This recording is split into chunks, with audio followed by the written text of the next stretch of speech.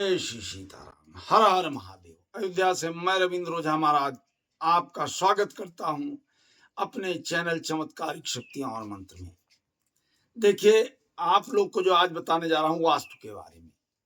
वास्तु के बारे में सभी लोग शिक्षा देते हैं, बताते हैं, लेकिन मूल चीज कोई नहीं बताता। क्या ये ज्ञान है? कोई कहता है अमेरिका से आया, कोई कहता है चाइना से आया।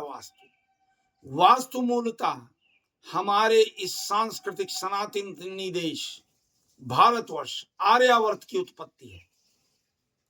ये ज्ञान बहुत कम लोगों को होता है और इसी अज्ञानता के कारण उल्टे सीधे प्रयोग बता करके कि बता दिए ऐसा कर लो, ऐसा कर लो, लोगों को भटकाव देते हैं।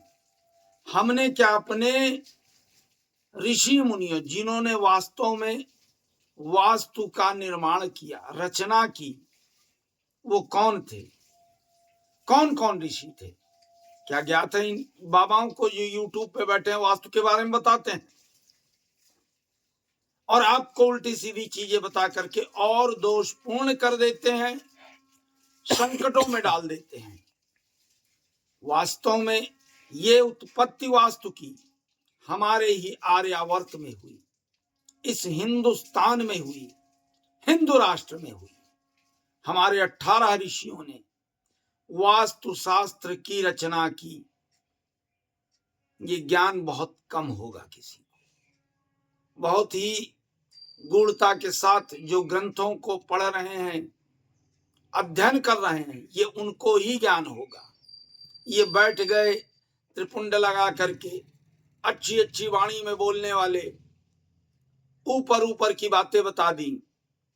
वास्तु लिखा हमारे 18 ऋषियों ने, जिसमें वशिष्ठ जी थे, नारद जी थे, भृगु ऋषि थे, अत्रि ऋषि थे, विश्वकर्मा थे, माया थी, नवनीत थे, विश्लेषक थे, इंद्र थे, ब्रह्मा थे, सनत कुमार, नंदीश्वर, शौनक ऋषि, वासुदेव, अनिरुद्ध, शुक्र, बृहस्पति, अन्य नाना प्रकार से और भी 2-4 ऋषि। इन 18 ऋषियों ने वास्तुशास्त्र की रचना की और बताया कि आपके घर में अगर कोई दोष है तो मैं उसको इन तरीकों से आप दूर करें। बहुत ज्यादा आपको भटकने की आवश्यकता नहीं है। आज यही मूलतः आपको बताने जा रहा हूं। परेशान नहीं होना है वास्तु के लिए। आपके घर में कैसा भी संकट है, आपको करना क्या है? भोजपत्र लेना है। जैसे वास्तु से आपके घर में लड़ाई झगड़ा हो रही, धन नहीं आ रहा, अकाल मृत्युएं हो रही और किसी भी तरीके की समस्या उत्पन्न हो जाती है, अचानक कहीं किसी कोने में आग लग गई, आपको बार बार काला साया दिखता है, सफेद साया दिखता है, ऐसा लगता है कि घर में कोई प्रवेश किया लेकिन कौन है ही नहीं, ढूंढते रहते हैं और कोई ना कोई बीमार पड़ जाता है। तो आपको करना क्या है? एक भोजपत्र लेना है। आज आपको बहुत आसान तरीका बता रहा हूं, कहीं भटकने की आवश्यकता नहीं हो, कोई तोड़ फोड़ नहीं करना है, कुछ विघटन नहीं करना है। एक भोजपत्र ले आना है, शुद्ध भोजपत्र। और क्या लेना है? हल्दी, अनार की कलम और भोजपत्र पे जैसे मैंने ये बनाया है इस तरीके से आपको बनाना है। देख लिया, इस तरीके से आपको भोजपत्र पे बनाना है और बना करके जो शब्द इसमें लिखे हैं गौर से देख लें। बाकी आपको डिस्क्रिप्शन बॉक्स में भी लिख करके दे दिया जाएगा बनाकर। ऐसे आप जो है इन शब्दों को लिख करके, और कैसा भी आपके घर में कठिन वास्तु दोष हो, कैसा भी विघटन हो वास्तु दोष के कारण, बैठ जाना है किसके सामने? श्रीमन नारायण के सामने।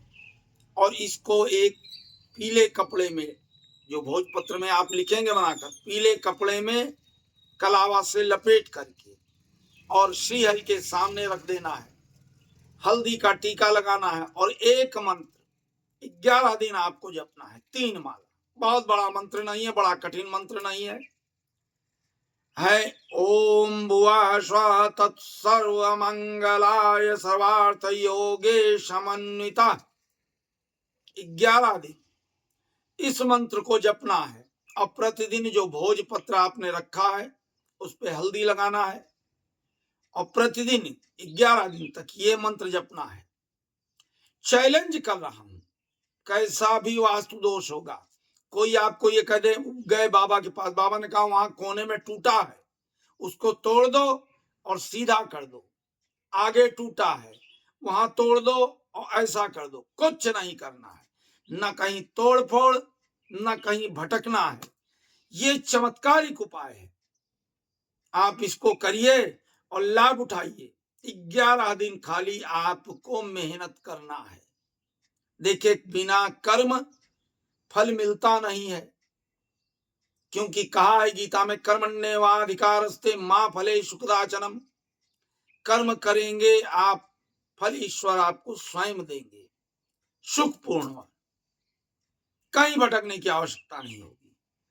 तो वास्तु का ये जो हमारे ऋषि मुनियों ने दिया है, उन्होंने कहा उनका कहना मिथ्या है, कहने दीजिए उनको, ये तो हमारी उत्पत्ति है। हर वैदिक कार्य जो भी आज बाहर से लोग सोचते हैं, नहीं, सब यहीं की उत्पत्ति है, संस्कृत आर्यावर्त की, सब जितने भी वैदिक कार्य हैं आर्यावर्त के, हमारे ऋषि मुनियों के दिए हुए। तो इस कार्य को आप करें और देखिए ये जो लोग आपको बता देते हैं तोड़ो फोड़ो उखाड़ दो पछाड़ दो, कुछ नहीं करना पड़ेगा आपको। आपके घर में जितने भी दोष होंगे वास्तु के, वो सब दूर हो जाएंगे और आप प्रसन्नचित रहेंगे। अब मैं चलता हूं, इसी के साथ आप लोग से विदा ले रहा हूं। अगले वीडियो में एक नई चीज के साथ आपसे मिलूंगा, आपको ज्ञानवर्धक बातें दूंगा। और मेरे इस वीडियो को फिर कहूंगा, आपकी इच्छा, इस वीडियो को आप ज्यादा से ज्यादा लाइक शेयर सब्सक्राइब करें अपने अन्य भाई बहनों के लिए, कि वो भी इन विपदाओं से बचें, अनावश्यक खर्चों से बचें और खुशहाल रहें। इसी के साथ मैं रविंद्र ओझा महाराज अयोध्या से आप लोग से विदा लेता हूं। जय श्री सीताराम।